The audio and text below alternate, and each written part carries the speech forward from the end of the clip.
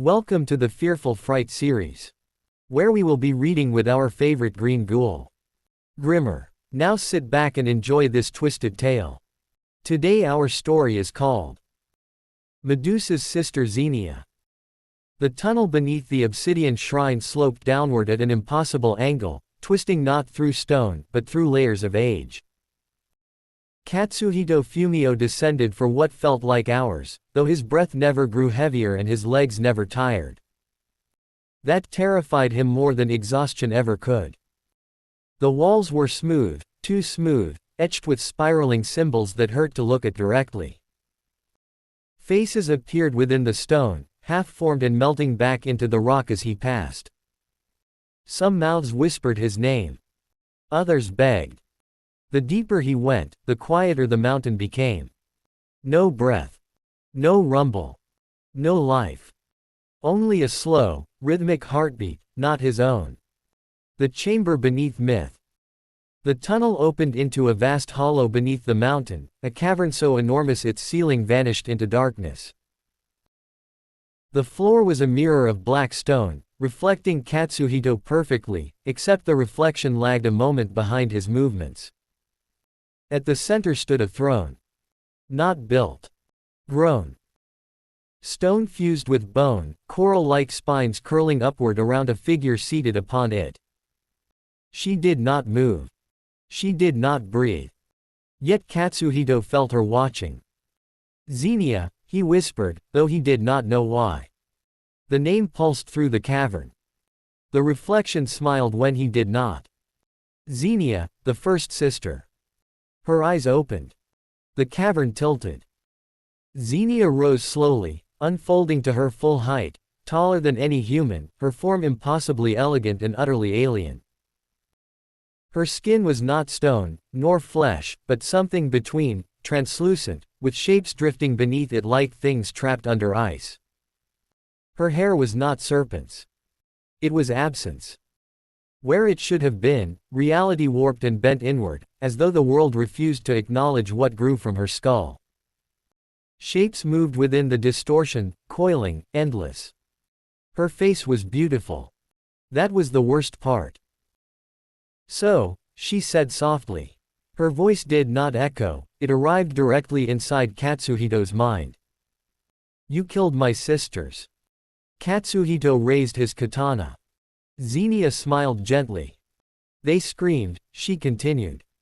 I taught them how. The statues from above, the villagers, the warriors, the monks, rose through the stone floor, emerging silently, their bodies intact but hollow-eyed. They were never my favorites, Xenia said. But you are interesting. The battle that should not exist. Xenia did not attack. She rewrote. The cavern shifted. The floor became Katsuhito's childhood home. His mother stood before him, alive, smiling, until her face cracked into stone mid-expression. Katsuhito screamed and slashed. The illusion shattered. Stone fingers closed around his legs. Dozens of statues lunged at once, their movements unnaturally smooth. Katsuhito fought desperately, blade flashing, stone exploding around him, but every shattered statue simply reformed behind him. Xenia walked forward calmly. You cannot win, she said. I am not bound by flesh, or death, or story. She touched his chest. Stone raced across his body instantly, arms, legs, ribs.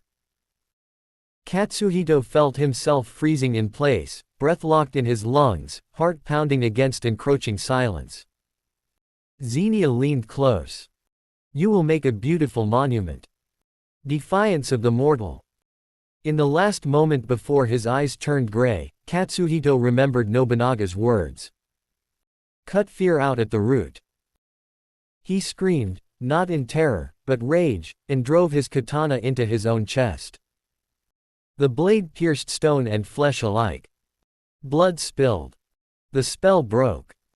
Xenia recoiled, shocked, not by the wound, but the choice. Impossible, she whispered. Katsuhito tore himself free, shattering the stone from his body. He ripped the final ofuda from his armor, the one marked forbidden, never meant to be used. He slammed it into the ground. The cavern collapsed inward, reality screaming as ancient seals ignited. Xenia shrieked, not loud, but everywhere, as chains of light wrapped around her form. No, she hissed. I was before. Katsuhito struck. Once. Twice. The final blow shattered Xenia's throne, driving her into the depths beneath the cavern where even stone could not exist. Her scream faded, not into silence, but distance. Gone. Aftermath. The mountain cracked. Katsuhito fled as the tunnels collapsed behind him, emerging into daylight as Mount Kurokami imploded inward upon itself, sealing the horror beneath layers of earth and forgotten time. The statues throughout the land crumbled to dust. The fog lifted. Mizunokuni breathed again. Return to the emperor. Katsuhito returned to Izuki Castle bloodied, scarred, and hollow-eyed. Oda Nobunaga listened without interruption as Katsuhito recounted everything, the sisters, the shrine, the thing beneath myth. When he finished, the emperor was silent for a long time. Then Nobunaga stood. You have done what gods could not, he said quietly. A retainer burst into the chamber, pale and shaking. Your Majesty, he stammered. Something has fallen from the sky. Nobunaga's eyes hardened. Where? North, the man said. Beyond the mountains. It burned like a star. The floor trembled faintly. Nobunaga turned to Katsuhito. Rest while you can, the emperor said. Then prepare an army. Katsuhito felt a familiar chill. What fell? He asked. Nobunaga's voice was grim. It isn't stone. To be continued.